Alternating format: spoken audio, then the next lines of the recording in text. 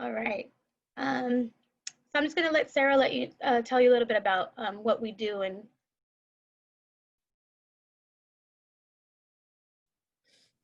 You're on mute, Sarah. So what do? We work with kids kinder through high school. We do have a hotline, which is 1-866-BE-A-HERO. And we do act as an anonymous reporting center. So if anybody does want to make a call anonymously to report any kind of bullying, they may do so there with us. We do offer referrals and resources. We also have presentations with information about bullying, and we present to schools for either the children or for school staff or even parents about the effects of bullying, bullying information, statistics, stories. We also do advocacy for students in person.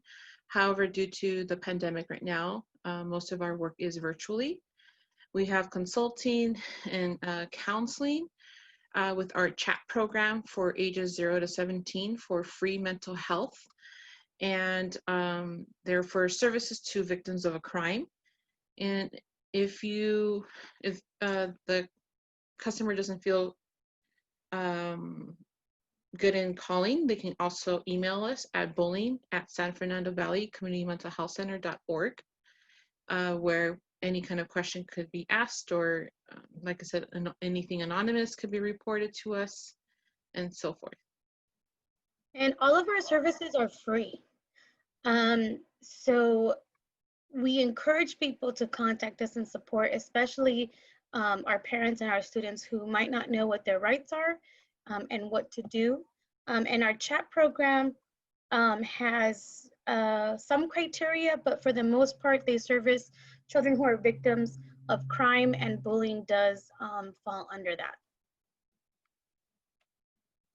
So I ask this question often to the people that we present to and our school administrations and people that we come in contact to is, how do you define bullying? And we get a lot of different answers. So if you think for yourself, how did you get your definition of bullying? Was it because somebody taught it to you? Was it because it was something that was said in school? Was it because you saw it on a flyer? And you'll find that everybody has a variety of different ways of seeing what bullying is. However, these are just some California laws and policies in regards to bullying that tells you exactly what bullying is. And I find it interesting that a lot of times we don't know that these exist. And so the definition of bullying is already given to us. They're telling us what it is, and they're also telling us how we're supposed to respond. So that's the first things that we do with bullying, is we go in and see what the climate of the school is, what their policies are, if they're in compliance with California Department of Education on the things that they're supposed to have, like training their staff, like posting things, and where their definition comes from. And so a lot of times I hear, well, we get together, we make a decision, we put it, together to see what best fits our school. However, if things progress, they're going to look not at your definition, but they're going to look at what the law tells us. Also, if I get a ticket, I can't go to court and say, well, I put a committee together and so we decided I'm not guilty. We do have to follow the law. We do have to follow the procedures provided to us. And it's important that we know what those are. There are 4 elements of bullying. There's unwanted, acts of aggression, repeated more than once, or an imbalance of power. Unwanted, basically, the victim does not ask to be bullied. It's unforeseen bullying to them. Acts of aggression can range anything from physical to non-aggressive behaviors. And repeated more than once, well, it does say it in that sentence, but it could happen on more than one occasion, the bullying. And in the imbalance of power, the victim might feel unsafe due to the bullying being present. For example, if there is a club in which the victim wants to join, but does not because the bully is in that club. So we see these dynamics of power and control, much like we see in DV, or we'll see in gang-related issues, or uh, just other types of relationships where there's control. So in terms of the law, these are the four elements. If you have these four in a situation, even one of these, then we know that we need to provide some support. And what is the difference between incident versus bullying? Bullying happens more than once. It could be physically, emotionally, verbally, or in the cyber world, or in relationships. As the same thing with an incident, however, the incident is a one-time occurrence. For example, the victim may have been pushed by a peer and it was resolved with counsel from their teacher and it never happened again.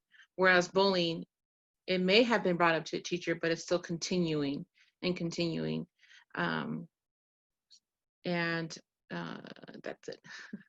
So we see a lot of times there's this battle between, oh, it was an incident or it was bullying.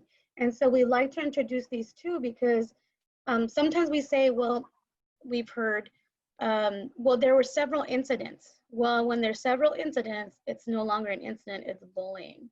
And so that's just kind of the culture that we are experiencing when we go in and work with some of the parents and students.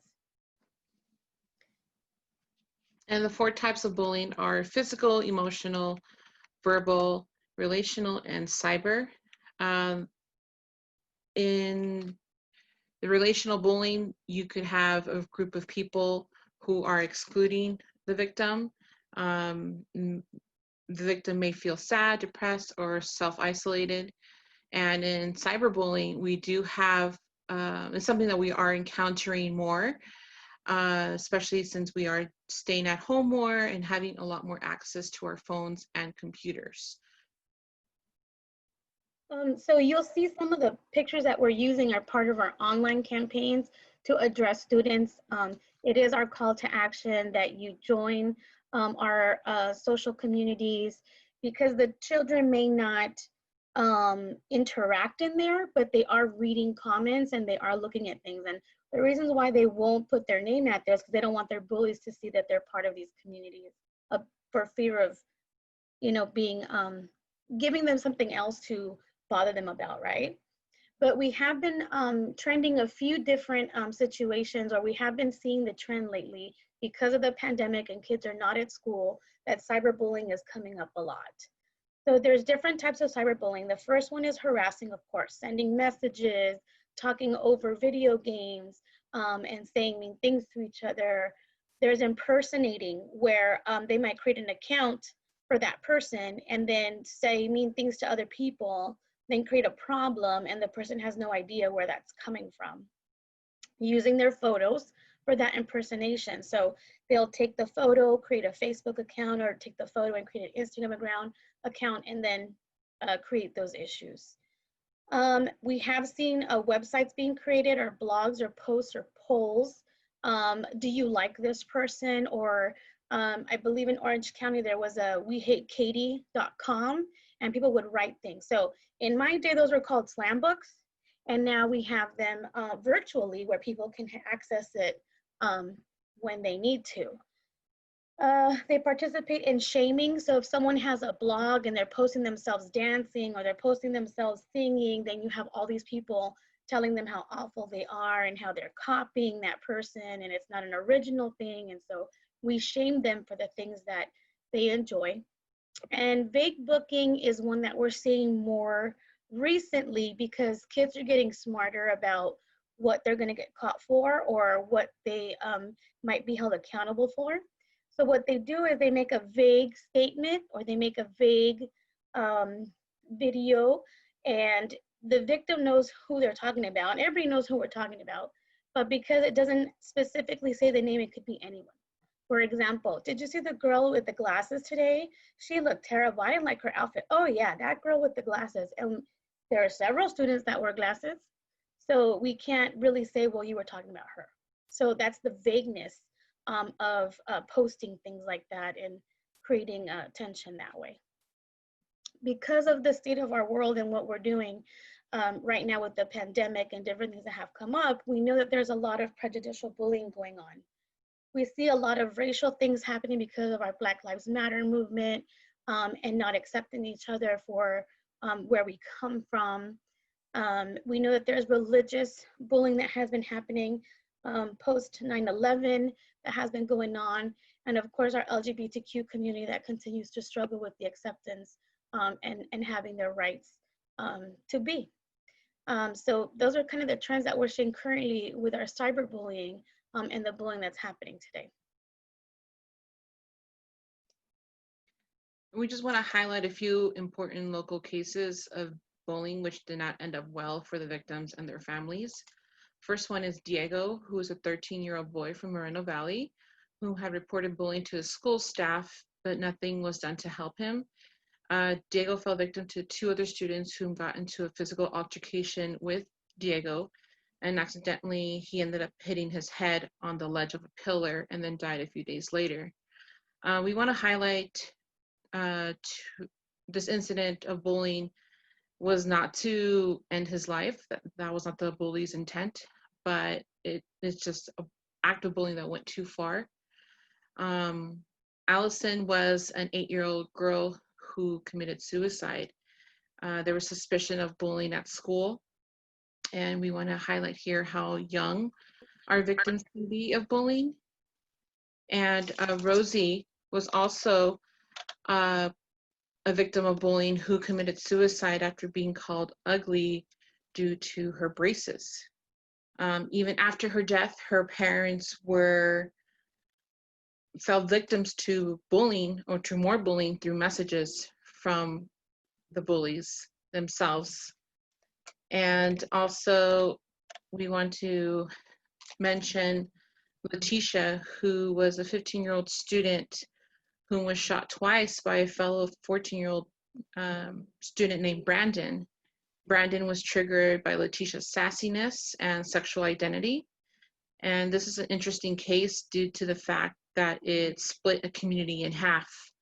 And the shooter was seen as a hero to some people, whereas Letitia was seen as the villain to some people in the community.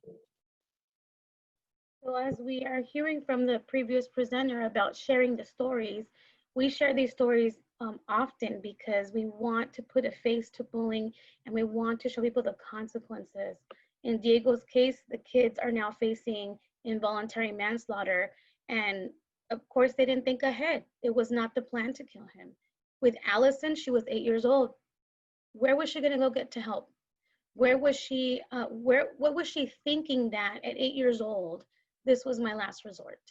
And we're seeing a lot more kids at a younger age hurting themselves or attempting suicide because they can't handle the pressure by themselves.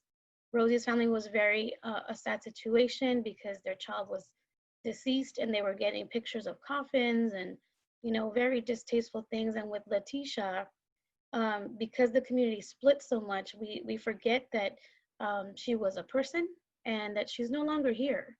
And if we would have supported everybody in this case, we would have had a different outcome. And we do want to point out that we work with the kids that are being bullied, the kids that bully, and the kids that are witnesses to it.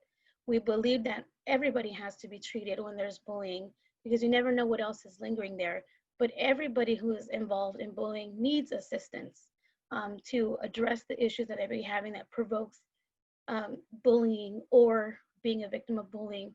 It's a mental health issue also because it affects the self-esteem, it affects their physical well-being, it affects their ability to learn, to socialize. It impacts many areas.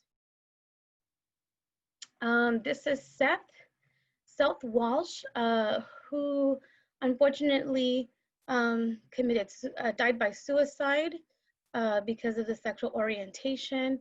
And his family worked on Seths Law, which was a proposal to make the anti-bullying policies stronger. It made it specific for schools to create a process for receiving and investigating complaints of bullying, to including a requirement that school personnel intervene if they witness bullying, to publicize information for students and families to know what to do if something should happen to their child, and that it should be in the schools and the offices, and also that it be posted on websites. Since Seths Law, the California Department of Education last year sent out a letter to all the schools that they needed to have these things in place by the end of the year. And when we went to visit some schools, we didn't see some of these things happening. So one of the issues that we have now is, while we have these policies, who's going to enforce it? Who's going to go into the schools? Who's going to make sure that's getting done? And so that's kind of the next step.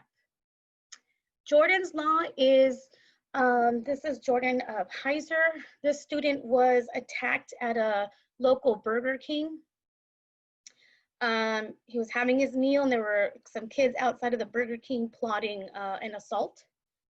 He didn't know these people. When he went outside, one person beat him up and everybody else took video of what was going on. So we know that kids, particularly in middle school, love to videotape these things that happen. We know that on Instagram, if you Google the school and fights, you'll see private accounts where kids post fights and then the kids will vote on who won the point for the fight. I mean, it becomes a social thing to do. So Jordan's Law, and thank goodness that Jordan did survive, protects the victim not only from the person that attacked him, but from the people that gain notoriety by posting it on social media, by being malicious on the video. So if they're, so in Jordan's case, there were people heckling and saying, yes, do it, and this is gonna go on Facebook, and we're gonna get so many likes. And so instead of assisting, they were part of the problem. So now they can be held accountable. They could be seen as an accessory to the crime if they are videotaping for purposes of gaining popularity, distributing on social media, and getting attention. So we talk to our students about this because this will help them think twice about videotaping something. And again, it's that malicious intent that we're looking for. Why is it that you posted it? What was the purpose for it that contributed to the student being videotaped? And in my experience, when I have a student that comes to us and they've been in a fight, they have 6 different views of it because they went on social media and picked those up. So I can see it from the 2nd floor, I can see it up close, I can see it. It tells me the entire story. And I have worked with some schools who have used those videos to go after the students that have been videotaping because there's some premeditation there that we can see, and because instead of helping, you're contributing to the violence at the school. I want to just share with you a video really quickly about a mom that took matters into her own hands, and then I'm just going to have a brief discussion about it after. I was just there to protect my child. Christian Tinsley says her 13-year-old daughter Jade was being bullied by boys at her school in Southern California. It kind of made me feel really bad about myself. Mom was unhappy with the way the school was handling the situation, so she took matters into her own hands, bursting into the classroom. Leave my daughter alone, and I'm not going to say it again. When I walked in, I asked the teacher if I could speak to her class, and she said yes. Y'all think y'all bullies? I'm the big bully, okay? You were fighting for your daughter here, of course, and many people can understand that, but many people will also have a problem with what you did, sort of the language you're using and the threatening nature of this whole thing. What do you say to those people? I definitely understand concern. Had the roles been reversed and it was another parent coming in, I would also be upset. But I was coming from a hopeless place. I do regret using the one curse word that I used, but in my mind, this was not towards the children. This was me trying to get my message across to the parents. When my mother came in, the boys who were bullying me, they were silent. The mom says she apologized to the teacher and other school staff afterwards. Has the bullying stopped? I believe so, yes, so far. Leave my daughter alone, and I'm not going to say it again. We do have frustrated parents that Just are sorry, looking. just to Say it cut in again? a little bit. we do have a few more minutes. It's already 12:22, just so you guys know. Sorry about that. That's okay. We do have parents who are frustrated that take matters into their own hands. And we offer them that support. So when we do in-person advocacy or we do virtual advocacy, we go and make sure that they're heard. We go in because we understand the law, we go in, we understand what's happening, and we hold the school accountable. And we don't go in as lawyers and coming in. We're just trying to bring them together for the benefit of the students.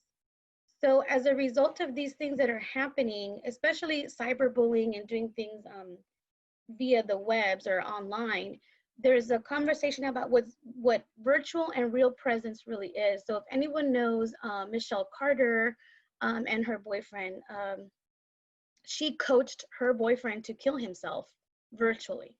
They had a virtual relationship.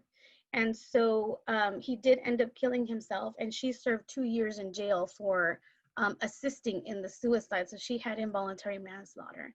And basically Conrad's law, which is in the works right now, is about making virtual presence just as effective as real presence, especially if there's an intentionality to coerce or encourage someone to commit or attempt suicide. It also indicates that the person must provide physical means or knowledge of the means to another person for purposes of enabling them to commit suicide. And what she did was coach him with over 2,000 texts. She told him where to get the generator. She told him how to do it. She kept him in there. He had left and he went back in. So in terms of bullying, we see this happening already, before Carter. We know that kids have sent messages like, you know what, just kill yourself. You know what, life would be better if you're not here. And so we're gonna see a new movement in bullying in terms of that virtual presence. I do have another video that's important to see as an advocate. I see this often, but I'll do this in the breakout room. If you wanna come with us, it'll give us more time, and we'll show you what a kid does and how things might be responded to. But I wanna make sure we get to the other slides that has more information for you.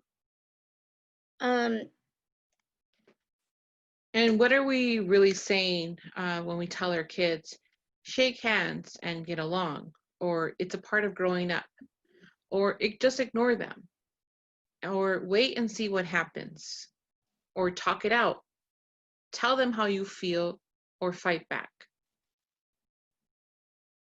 The message often that we get from our students, and these are comments that our students have received, is basically do it yourself.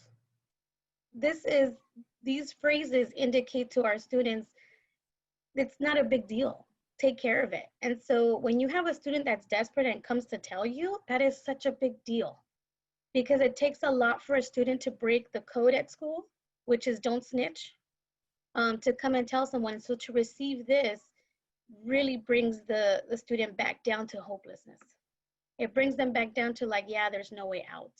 And so we really have to be careful about how we address them. And our last presenter said people want to be heard. People want their stories to be heard. And so when a student comes to tell you there's a problem, they're wanting to be heard. I'll do those videos later. We know that bullies have, there's a lot of effects. And Sarah, I'm gonna let you. So some of the effects of bullying on the bullied are depression, suicide, anxiety, sadness, loneliness. And for the bully, some of the effects might be abuse of alcohol, getting into fights, vandalism, dropping out of school. And for any bystanders, it might be guilt and shame, or increased chances for substance abuse, or increased chances for mental health and physical issues, or even depression, anxiety. And these are just a few of the effects that could happen to either the bullied, the bully, or the bystanders. And if you notice, the kids that are being bullied and the kids that witness it almost have the same issues going on.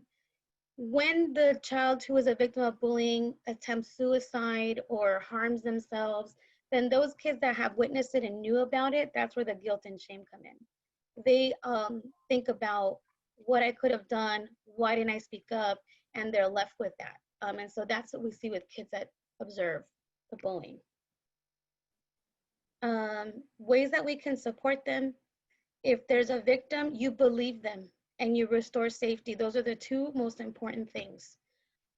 No student can survive at school if they're being bullied. There's no way they can think. There's no way they can process. There's no way, there's so much anxiety with having to survive the school day that achieving academic success is very difficult. In terms of the bully, they have to know the consequence and we have to hold them accountable, because at this point, it doesn't seem that they're getting a lot. Also, I'm a big fan of Akil. I know he did yesterday's, he did a Sunday event that I know about, but he shared with me, because I talked to him and I said, hey, you know, I'm working with these bullies, what do I say? And he told me individuals operate in the capacity that they see themselves.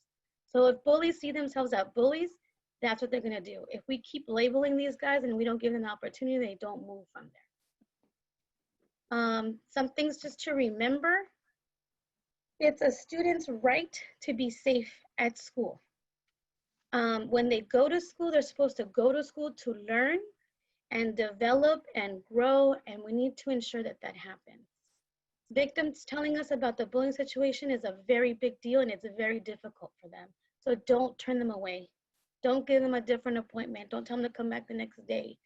You never know what courage it took to get there, and we don't know if they'll get that courage again to come back tomorrow. If they could have stopped this bullying by themselves, they would have. And clearly, it needs a community to help them. The parents, the schools, the outside communities, we all need to help in this situation. There are laws and policies that outline the school's responsibility in handling bullying situations, and we have to be aware of them and we have to spread that. On our social media, we constantly post information. Review the school's policy and determine if it meets the policies and laws outlined for bullying. And that's what we tell parents all the time. Where's your parent handbook? What does it say? This is our chat program. It's free mental health. We do 0 to 17 who are victims of a crime. We do case management, and bullying qualifies for this. That's the phone number, and you can also email at the counseling for information, and one of the therapists might get back to you. Okay. This is our number. I always find it hilarious that the students don't know how to dial Be a Hero, so we add the number for them. This is our online campaign. Please join our community. And that's us. Thank you. And